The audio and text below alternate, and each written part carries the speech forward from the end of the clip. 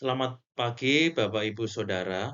Perkenalkan, saya Yuli Kridiawan, mahasiswa MMSI 230191823. Akan mempresentasikan penelitian tesis saya dengan judul Pengaruh Gamifikasi terhadap retensi pelanggan pada layanan purna jual otomotif dengan dosen pembimbing Dr. Gunawan Wang.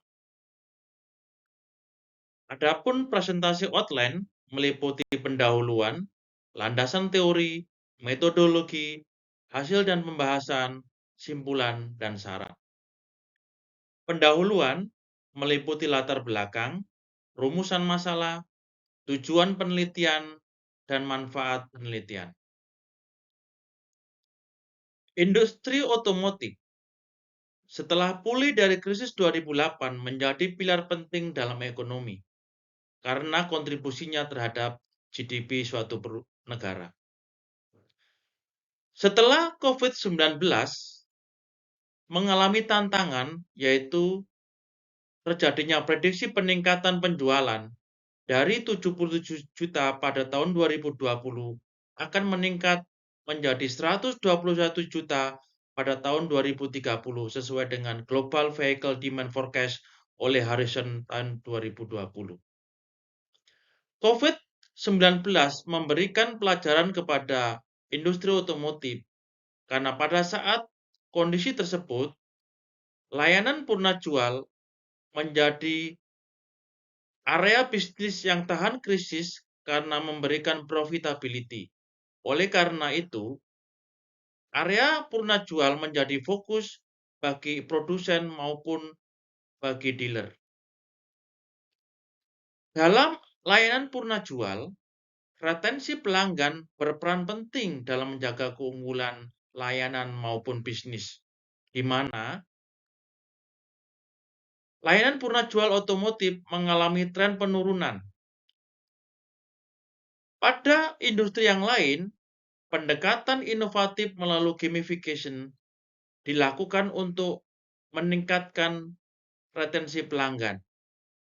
Tetapi, penelitian tentang dampak gamifikasi terhadap retensi pelanggan pada layanan purna jual otomotif masih terbatas.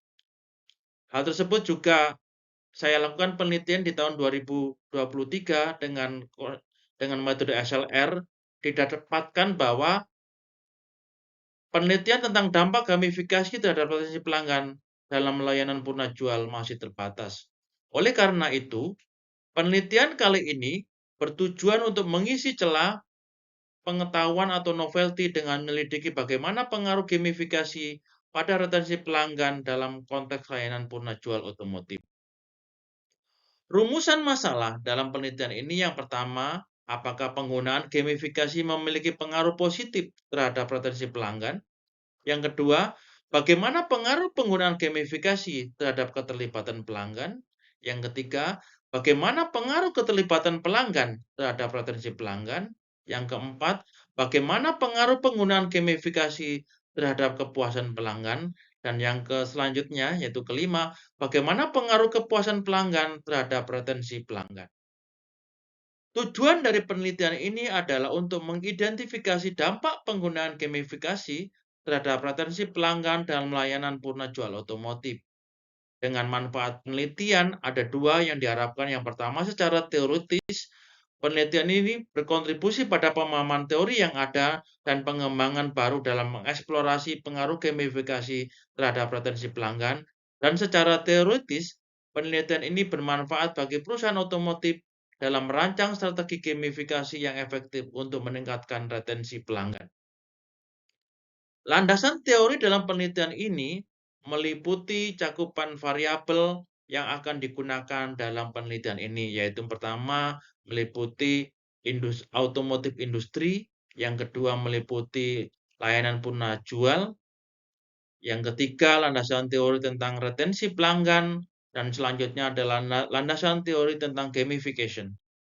Berikutnya adalah landasan teori yang membahas tentang keterlibatan pelanggan dan landasan teori yang membahas tentang kepuasan pelanggan. Dan yang selanjutnya adalah landasan teori tentang gamifikasi dalam konteks layanan purna jual otomotif. Selanjutnya adalah metodologi penelitian. Metodologi penelitian meliputi pembahasan tentang dealer Toyota yang menjadi tempat case studi penelitian. Selanjutnya adalah model penelitian, hipotesis penelitian, desain penelitian, dan analisis data. Penelitian ini dilakukan di dealer resmi Toyota, di mana dealer tersebut adalah jaringan dealer Toyota terbesar Indonesia.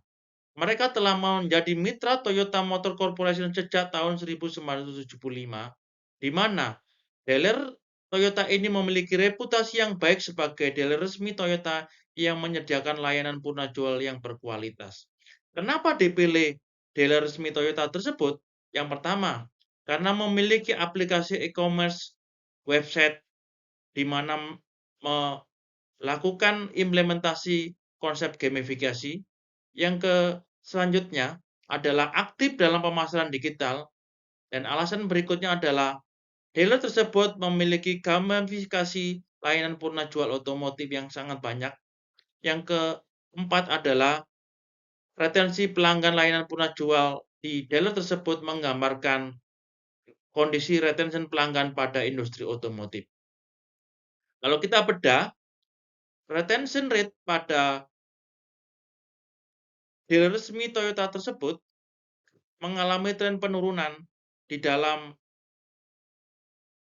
4 tahun, bahkan meliputi seluruh model segmen dari kelas low, kelas medium, maupun kelas high. Berikutnya adalah model penelitian. Dalam merancang model penelitian, karena keterbatasan penelitian gamifikasi pada layanan purna jual otomotif terhadap retensi pelanggan, maka peneliti melakukan studi terhadap penelitian sebelumnya pada industri yang lain yang membahas tentang bagaimana gamifikasi berpengaruh terhadap kepuasan pelanggan, bagaimana gamifikasi berpengaruh terhadap keterlibatan pelanggan, dan juga bagaimana gamifikasi berpengaruh terhadap retensi pelanggan. Di mana selanjutnya model penelitian yang dirancang ada 4 variabel. Yang pertama, variabel independen adalah gamifikasi, variabel dependen adalah retensi pelanggan, dan variabel mediasinya adalah kepuasan pelanggan dan keterlibatan pelanggan. Ada 5 hipotesis yang dirancang dalam penelitian ini. Yang pertama, penggunaan gamifikasi berpengaruh positif terhadap retensi pelanggan dalam layanan purna jual otomotif. Hipotesis yang kedua, penggunaan gamifikasi berpengaruh positif terhadap keterlibatan pelanggan. Hipotesis yang ketiga, keterlibatan pelanggan berpengaruh positif terhadap retensi pelanggan. Hipotesis yang keempat, penggunaan gamifikasi berpengaruh positif terhadap kepuasan pelanggan. Dan hipotesis yang kelima, kepuasan pelanggan berpengaruh positif terhadap retensi pelanggan. Langkah selanjutnya adalah penyusunan variabel dan operasionalisasi. Ada 4 variabel yang sudah ditentukan sebelumnya, di mana masing-masing variabel ini kita menentukan ada 20 indikator keseluruhannya, di mana untuk variabel gamifikasi ada 4 indikator, yaitu indikator tentang persepsi kegunaan yang dirasakan, persepsi kemudahan penggunaan, persepsi pengaruh sosial, dan motivasi pemain. Untuk variabel keterlibatan pelanggan, ada 6 indikator yang akan diukur. Yang pertama adalah frekuensi interaksinya, yang kedua adalah waktu yang dihabiskan, yang ketiga adalah partisipasi dalam program loyalitas, yang keempat adalah respon terhadap komunikasi, yang kelima adalah aktivitas dalam komunitas pelanggan, yang keenam ada keterlibatan dalam fitur gamifikasi. Sedangkan untuk variabel kepuasan pelanggan, ada 6 indikator dalam pengukuran penelitian ini. Yang pertama adalah evaluasi umum pelayanan purna jual, yang kedua adalah responsivitas, yang ketiga adalah kualitas layanan, yang keempat adalah kepuasan terhadap harga, yang kelima adalah komunikasi dan informasi, yang keenam adalah rekomendasi. Sedangkan untuk variabel retensi pelanggan, ada 4 yang diukur, yaitu tingkat retensi servis berkala, yang kedua adalah tingkat retensi service general repair, yang ketiga adalah tingkat pemanfaatan layanan darurat, yang keempat adalah tingkat pemanfaatan waranti. Desain penelitian dalam penelitian ini menggunakan desain kuantitatif dengan metode survei. Sedangkan untuk populasi ditentukan yaitu total unit jualan yang dilakukan oleh dealer Toyota dari tahun 2019 ke 2022 yaitu sebesar 4.605,88, di mana populasi tersebut tersebar dari Sumatera, dari ke Banten, ke DKI Jakarta, ke Jawa Timur, Bali, Nusa Tenggara, kemudian juga Kalimantan. Dengan rumus Lovin dengan tingkat error 5%, maka jumlah sampel dalam penelitian ini adalah 400. Pengumpulan dan analisa data. Pengumpulan data kita menggunakan metode online, yaitu dengan melakukan blast kepada customer yang menjadi database di penjualan tahun 2019 sampai tahun 2022. Dan yang kedua adalah melakukan pengisian secara manual, yaitu kepada customer yang sedang melakukan servis di bengkel. Sedangkan untuk analisa data, kita melakukan teknik statistik dengan menggunakan Smart PLS4. Dalam analisis data ini ada 3 analisa yang kita gunakan. Yang pertama adalah model pengukuran, yaitu untuk menguji validitas dan menguji reliabilitas.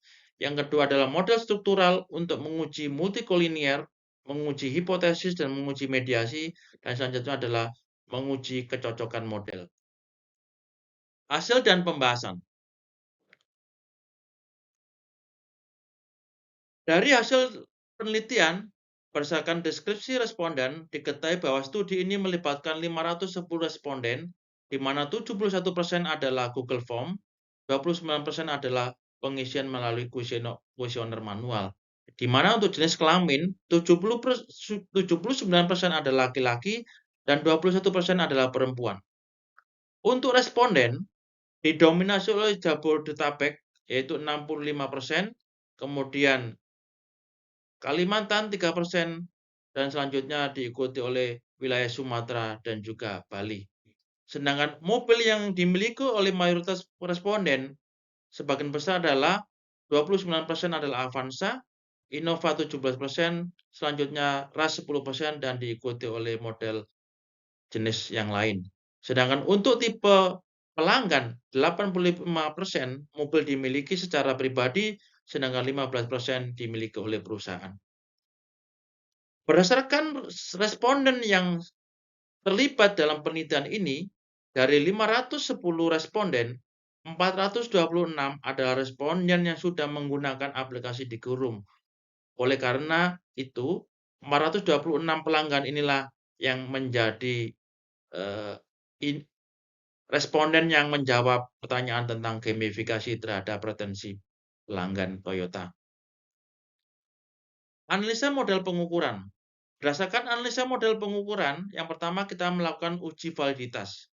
Didapatkan bahwa dari 38 item pengukuran, ada 3 item pengukuran yang tidak valid, yaitu di bawah 0,7 untuk overloading-nya.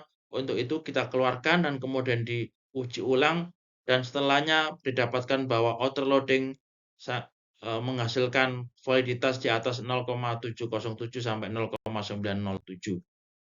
Pengujian validitas berdasarkan nilai AV, HTMT, dan fauna lokal juga menunjukkan hasil yang baik. Demikian juga pengujian cross-loading untuk menguji korelasi yang antar variabel didapatkan hasil yang sangat baik. Selanjutnya untuk pengujian reliabilitas dengan mengetahui nilai Cronbach's alpha dan juga composite reliability, didapatkan bahwa memiliki nilai semua lebih besar dari 0,7, sehingga instrumen pengukuran memiliki tingkat konsistensi dan keandalan yang tinggi. Selanjutnya ada analisis model struktural. Yang pertama adalah pengujian multikolinier, didapatkan bahwa nilai VIF kurang dari 5. Hal ini menunjukkan bahwa dalam penelitian ini ketiadaan multikolinier antar variabel.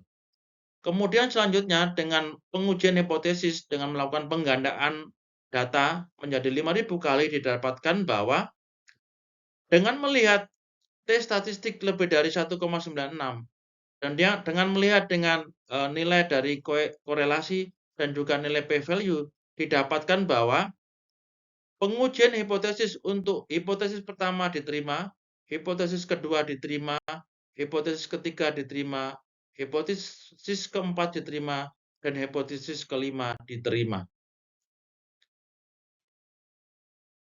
Selanjutnya adalah pengujian mediasi.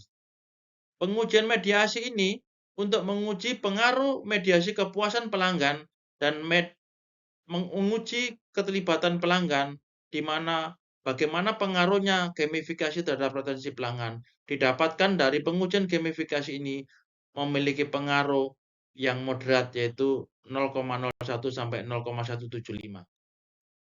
Selanjutnya ada analisis kecocokan model. Dengan melihat coefficient of determination atau R-square, didapatkan bahwa penelitian ini menghasilkan pengaruh moderat untuk penggunaan gamifikasi terhadap retensi pelanggan. Selanjutnya, dengan pengujian SRMR dan dengan Curve Index, didapatkan bahwa model penelitian ini memiliki kecocokan model yang baik. Kesimpulan dan saran. Berdasarkan penelitian, dapat disimpulkan bahwa alat pengukuran yang digunakan memiliki validitas yang kuat, diindikasikan oleh overloading 0,707 hingga 0,907. Dan demikian juga nilai AV memiliki nilai 0,63 hingga 0,76.